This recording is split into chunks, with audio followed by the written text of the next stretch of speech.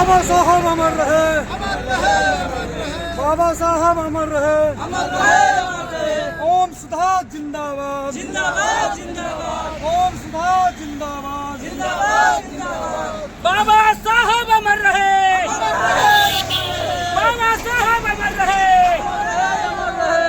SC ST OBC संयुक्त मोर्चा जिंदाबाद, जिंदाबाद जिंदाबाद, एससी एसटी संयुक्त मोर्चा जिंदाबाद, जिंदाबाद। बाबा साहब अमर रहे, बाबा साहब अमर रहे।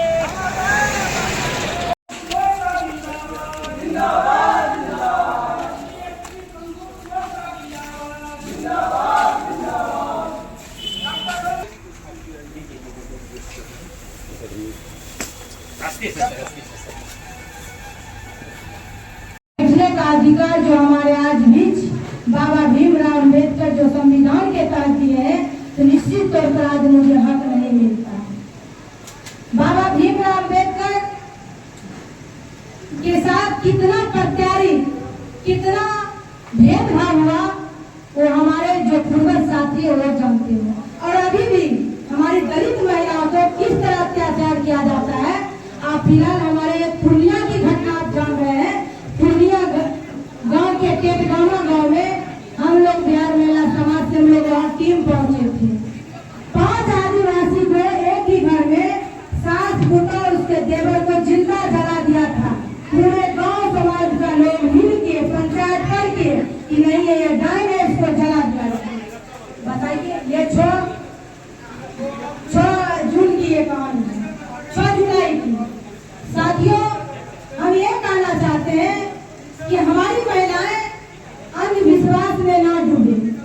हम कहते हैं अगर हम तीज करते हैं, अगर जो तीज नहीं करती है, क्या उसका पति मर जाता है? हम तो तीज नहीं करते हैं, हम तो मेरे पति बहुत स्वस्थ हैं। अभी हमारी बहना, अभी आप चले जाइए दिल्ली या पंजाब, केरल, कर्नाटक में, वहाँ महिलाएं सिर्फ एक गला में मंगलसूत्र पहनती हैं। हम लोग जो चूड़ी पहने हुए हैं या माथा में बिंदी लगाए हुए हैं, ये हम लोग सबका गुलामी का प्रतीक है। बहना, ये गुलामी का प्रतीक हम जानते हैं। भारतीय संस्कृति के सभ्यता के अनुसार हमारे भारतीय नारी, हम लोग को बिहार में कल्चर है कि कम से कम हर मांग अगर हम सिंदूर नहीं करेंगे तो कहीं ये महिला लगता विधवा है।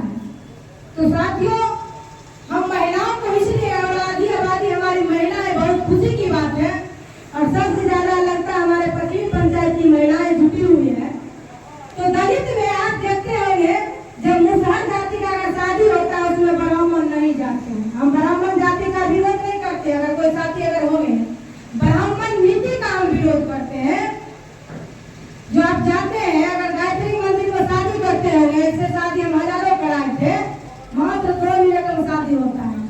अभी आप जाइए तो घर रात्रि पंडित जी अपना मंत्र पढ़ के उसके बाद बताइए, गिरीश घर बनवाए हम, गिरीश प्रवेश कौन करवाते हैं? पंडित जी। शादी का दिन मुक्त हम लोग करते हैं, लेकिन शादी करवाते हैं पंडित जी। बहनों, जब तक ये अंधविश्वास से अगर आप नहीं निकलिएगा तो निश्चित तौर पर आप अंधकार में धकेल रहे हैं। अभी सरकार अभी देख रहे हैं वोटर लिस्ट मतदाता का क्या नियम है, क्या भी खेल हो रहा है।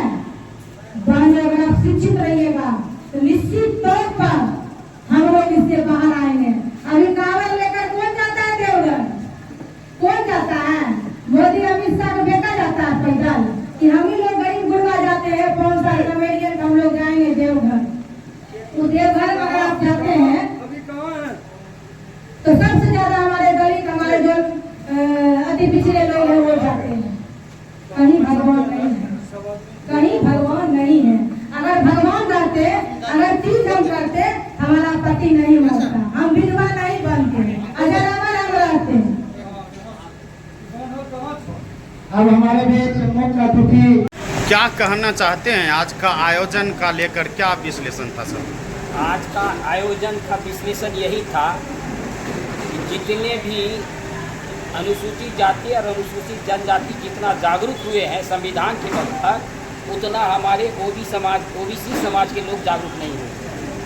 और ओबीसी समाज को जागरूक करने के लिए हमारे राष्ट्रीय अध्यक्ष डॉक्टर ओम सुधा जी ने SC ST OBC अल्पसंख्यक संयुक्त मोर्चा बना करके समाज को जगाने के लिए, जागरूक करने के लिए गांव-गांव, घर-घर, कस्बे जाने का ये काम कर रहे हैं।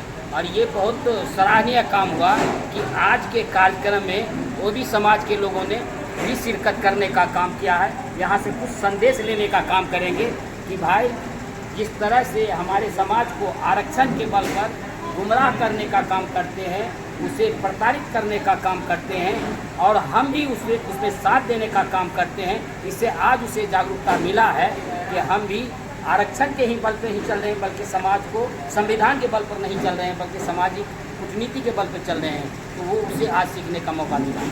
आप बोल रहे हैं कि OBC समाज अभी जागरूक नहीं हुए हैं, तो लालू यादव OBC समाज से हैं, राबड़ी देवी OBC समाज से हैं, बहुत सारे व्यक्ति, महान व्यक्ति OBC समाज से हैं, तो कैसे आप बोल रहे हैं सर? प्रधानमंत्री तक अभी जो है OBC समाज से। 26 जनवरी 1950 को जब संविधान लागू हुआ तो बाबा साहब ने संविधान में 52% आरक्षण OBC समाज के लोगों को दिया, BC समाज के लोगों को। लेकिन 26 जनवरी 1950 के बाद, जब 1950 के बाद OBC पीछे ही रहा, आगे नहीं रहा, क्योंकि संविधान के बल पर, जो आरक्षण के बल पर, और वो जो मनुवादी समाज के लोग था, OBC समाज के लोगों को चुट्टी काट करके एवं कि SC समाज के लोगों को गुमराह करता था और दो धारी लड़ाई लड़ता था। जब मानवर लालू प्रसाद यादव जी, शरद यादव जी, मानवर जो है माननीय ये रामविलास पासवान जी, नीतीश कुमार जी अगर संसद में चलने जब गए तो उसे समझने का काम आया कि मेरे OBC समाज के साथ कितना अन्याय और अत्याचार हो रहा है। तब उन्होंने मंडल कमीशन आयोग के लिए सिफारिश करने का, उसके लागू कराने के लिए संघर्ष किए, आंदोलन किए, और ये 1990 में जब मंडल कमीशन लागू हुआ तब आज हमारे OBC समाज के लोगों को IAS IPS बनने का मौका मिला। सर, जब 1990 में मंडल कमीशन लागू होता है और 2025 में हम OBC समाज को जगाने की बात करते हैं, आपको नहीं लगता है कि 90 से जब लागू है तो OBC समाज को 90 से ही जागना चाहिए? हाँ, OBC समाज के लोगों ने वहाँ ये गलती किया कि जब साइमन कमीशन आया था, साइमन कमीशन जब आया था तो बाबा साहेब ने को SC समाज के लिए ही कहा था, क्योंकि पटेल जी ने कहा था कि तुम इसको छोड़ दो, ये हमारा समाज अपने जागरूक है। और वो गांधी जी के कारण ही, अगर वो जागरूक होते तो देश के प्रधानमंत्री होते।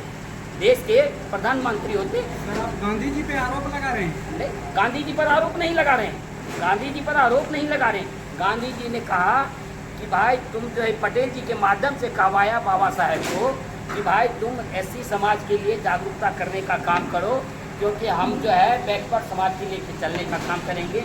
और बैकवर्ड समाज के चलने का काम किया, गांधी जी ने चलने का काम किया, पटेल जी चलने का काम नहीं किया।